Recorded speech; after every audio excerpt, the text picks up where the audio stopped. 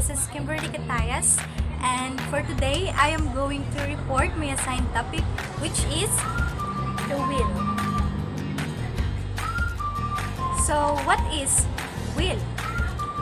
Well, I prepared some definitions of the word will for us to be able to comprehend and understand it better. Will, in other words, means to want or to choose.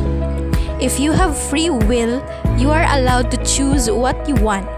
If you make a will, you have write down what you want to have happen to your money and your stuff. Will can also be defined as the capability of conscious choice and decision and intention. It is a type of will that refers to faculty, mental faculty, module, one of the inherent cognitive or perceptual powers of the mind. Will also is a legal document declaring a person's wishes regarding the disposal of their property when they die.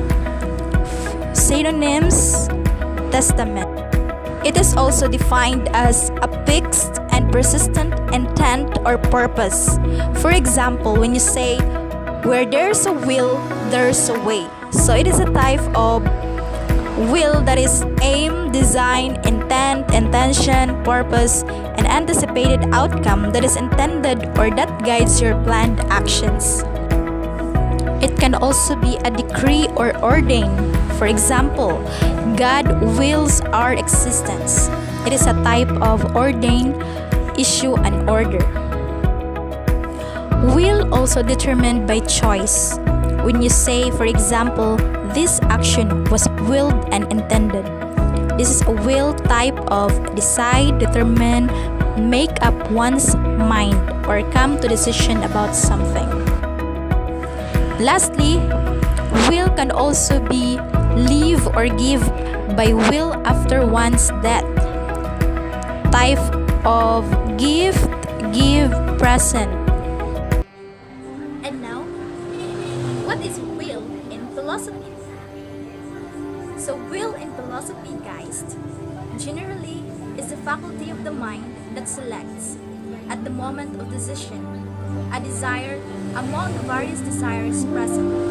It itself does not refer to any particular desire, but rather to the mechanism responsible for choosing from among one's desires. Within philosophy, will is important as one of the parts of the mind, along with reason and understanding, and it is considered central to the field of ethics because of its role in enabling deliberate action. One of the recurring questions discussed in the Western philosophical tradition is that of free will and the related but more general notion of fate, which asks how the will can be truly free if a person's actions have either natural or divine causes which determine them. In turn, this is directly connected to discussions on the nature of freedom itself and to the problem of evil.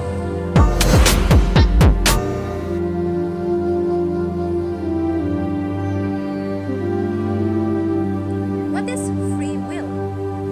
Free will is the idea that we are able to have some choice in how we act and assumes that we are free to choose our behavior. In other words, we are self-determined. For example, people can make a free choice as to whether to commit a crime or not, unless they are a child or they are insane. This does not mean that behavior is random, but we are free from the casual influences of past events. According to free will, a person is responsible for their own actions. One of the main assumptions of the humanistic approach is that humans have free will. Not all behavior is determined. Personal agency is the humanistic term for the exercise of free will. Personal agency refers to the choices we make in life, the paths we go down, and their consequences. What is nature of freedom? Freedom is a condition in which people have the opportunity to speak, act, and pursue happiness without unnecessary external restrictions. Freedom is important because it leads to enhanced expressions of creativity and original thought, increased productivity, and an overall high quality of life. The idea of freedom is complex, and it must be redefined and defended anew by each generation.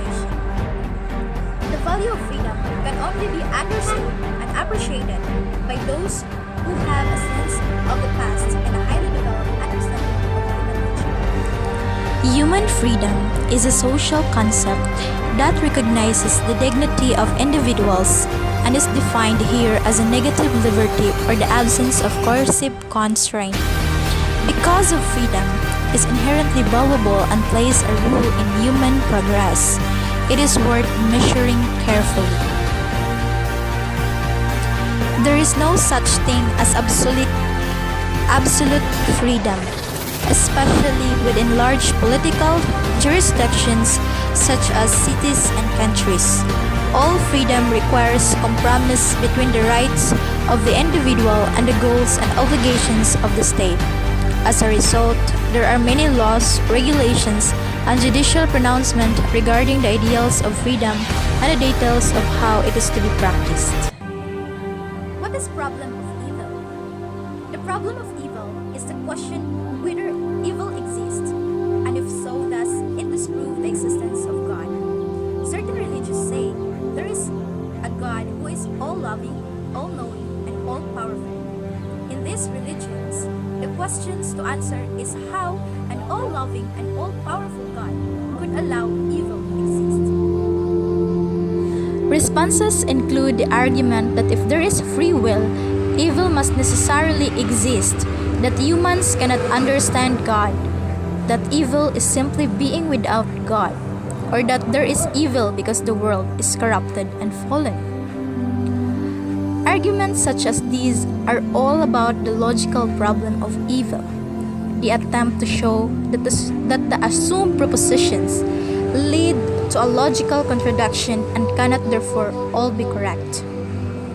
A common response is that God can exist with and allow evil in order to achieve a greater good. Some philosophers accept that arguments such as God allows evil in order to achieve the greater good of free will are logically possible and thus solve the